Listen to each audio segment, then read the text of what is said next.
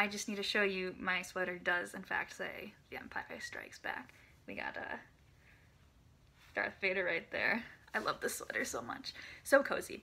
And speaking of cozy, what a great natural segue. Today I'm going to recommend to you 5 books that are very wintry and cozy and good for reading in these cold months, or at least in winter, if it is cold in winter where you are, where it may not be either of those things. And in that case for you, it's just general recommendations. But for people where it's winter or cold, or both, these could be good books to read right now. This first one is called Nothing by John Teller. This I read years ago, like maybe in middle school, and this has been, it was translated from Dutch or something, and it's just crazy. It's a crazy book. First of all, you can see there's like, you know, no leaves, and she's got some mittens on, so it's, it looks wintry. The thing is it takes place in Holland maybe, and these kids are going to school, and one of their friends has parked himself in a plum tree, I think, or a pear tree, and he just sits there and he yells at them every day they go to school by saying nothing matters, why are you doing this, why are we going to school, why are we going through these like everyday motions when none of it's going to amount to anything.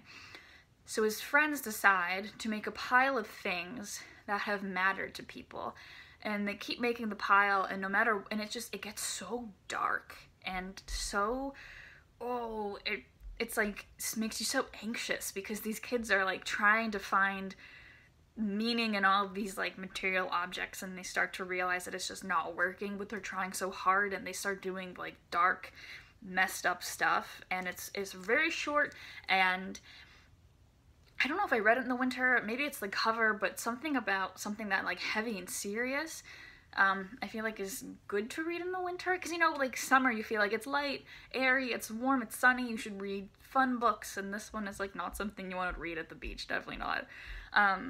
But it could be good if you're stranded inside because it's cold, and it'll make you ponder your mortality and what you're really doing with your life and if things really matter or not. So maybe you'll have an existential crisis when you read it. It'll be great. No, but it's an incredible book, and I read it in 7th or 8th grade, and I've never reread it, and I still think about it all the time. That's how impactful it is. Just to compare, I'm a junior in college, and I read it in 7th or 8th grade. That's a long time to still be thinking about a book. So, it's just so dark, and I don't think anyone really knows about it because it's a translated work and it was never very popular, so I highly recommend this. The next one I know I've talked about, at least on my Instagram. It's one of my favorite books, I think. I should call it one of my favorite books, and it's Station 11 by Emily St. John Mandel. This is a post-apocalyptic. It takes place before and kind of during this epidemic, this illness epidemic that kind of takes over the whole world, and then after, like a few years after, when like little tiny societies have started creeping up again after everything kind of got wiped out from this like highly contagious disease. It jumps between those two points of view, those two different time streams, and kind of works towards some sort of conclusion. That's not the right way to say it, but they're both working towards revealing something about the world. It's beautifully written. It's probably the best dystopian, post-apocalyptic type book I've ever read. It's a standalone. It's just beautiful, and it follows, in the future, it follows a Shakespeare acting troupe. That's the thing. So it follows this acting troupe as they like trapeze through this new world that they don't know how to navigate entirely, because it's like, you know, it becomes really violent and hard to survive because there's no more like real civilization, no more like set in stone society like we have now. It's people just start creating their own groups, and some become very cult-like, and some are really creepy, and you don't know what's going on, and it's all that kind of stuff, and it's really, really, really good. Station 11 is so good. I have yet to read anything else by Emily St. John Mandel, and I would love to, but that one is so good. And this one actually has snow in the cover. Actually, the next 3 all have snow in the cover. And this one is Between Shades of Grey by Rudisill, or Pedis. I don't know. I've heard other people say it differently. I say Pedis. I love Rudisill, first of all. She's one of my favorite young adult authors. She writes all historical fiction, and a lot of times about stuff that you may not know about. And this one's about, it's during World War II, and it's about a girl in Lithuania. So you learn about like the Lithuanian genocide. I don't know if you would call it genocide, but basically she gets like kicked out of her home and with her family, and she starts losing her family members, and it's about how she's trying to survive as she's being like pushed out of her life and her home and her home country and everything. And her people are dying, so maybe it is genocide. But you know, it's part of the World War II, all of that cleansing of stuff. So anyway, it follows this girl. She's only 15 years old, and it's just how she deals with this huge event that's just absolutely horrible, and how she does or does not survive it. Takes place during the winter. I can't quite remember, but there's snow on her eyelashes, so maybe it does take place during the winter. But again, it's something that's a little heavier, contemplative. Either or of those may or may not be words. There's also snow in the back, so maybe it does take place in winter. I love Rudisill Pedis, and this was the first one of hers that I read, and I do think because it's like, it's a little more serious, it's a little heavier, it'd be a good winter read. This next one, again, I read this in middle school, so I'm gonna recommend it because of the name and what I kind of remember of it, but it could actually not be that good of a book anymore. So if it isn't, and someone reads it because of me, please let me know and I'll apologize. But it's called Wintertown by Stephen Emond. I haven't heard of him since, but, you know, every winter, straight-laced Ivy League bound Evan looks forward to a visit from Lucy, his childhood friend, and then one year she, like, comes and maybe they fall in love, and it also has, like, a lot of, where'd it go? It has a lot of comics in it, like comic strips for some reason. I think one or both of them are really both into comics. So I remember really liking that element. Some are, here, let me find. Some are one-page drawings like that, and then other ones are actually like strips of comics. Here's one.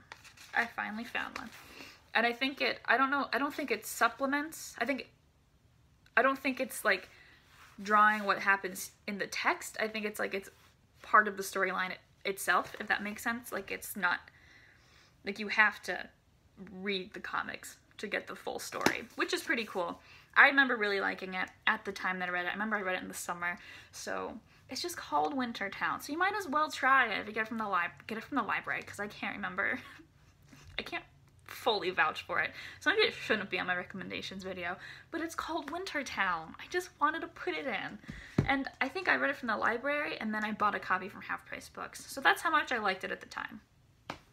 What else? I can't say anything else. Just try it. Why not? Wintertown.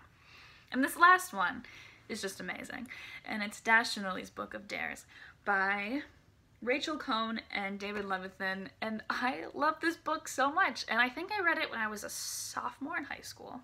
I don't know why I should remember how specific that is. But this takes place in New York City at, between Christmas and New Year's. It actually ends on New Year's Day, and it's about this, I can't remember if the guy or the girl, I don't remember if Dash or Lily, one of them writes a message in a notebook and leaves it in the Strand. Just so... it's so romantic, right? It's just so romanticized. And the other one finds it, and they write notes to each other through the notebook. They say stuff like, answer this question and then put me here on this day. And then they'll go to the place on that day and see the notebook and put a response and put something there on that day. So they coordinate where the notebook will be so they know where to pick it up. So they both end up going on adventures throughout their winter break, throughout New York City, prompted by each other, but having not met yet. At some point they do meet, and it's kind of a disaster, and it's just wonderful, and it's such a cute book. Guys, doesn't this sound so cute? Leaving messages for each other in a moleskin notebook throughout New York City in the snow is just so romantic. And it's so fun, and David Levithan's such a good, I just love his stuff. It's just always so good. So if you read any of these, I highly, highly recommend Dash and Lily's Book of Dares if you haven't read it yet. It came out years ago, so maybe all of you have read it already, but if you haven't, you must. Honestly, It's everything about it. It ends on New Year's Eve / New Year's Day. It's between Christmas and January 1st, so it's in that little awkward, weird time, so you can read it then when you feel uncomfortable because you're between Christmas, but it's not New Year's, and you don't know what to do with yourself because it's a very weirdly liminal time. I don't know if anyone else feels that strongly about that week between two holidays, but read this book if you feel similar to how I do.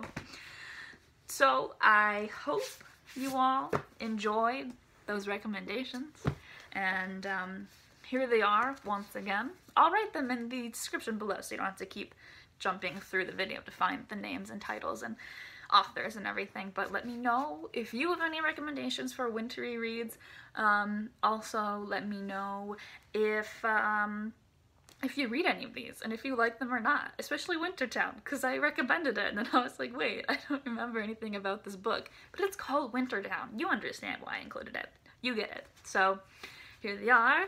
Let me know all that good stuff, and I will see you eventually. Bye. Yay!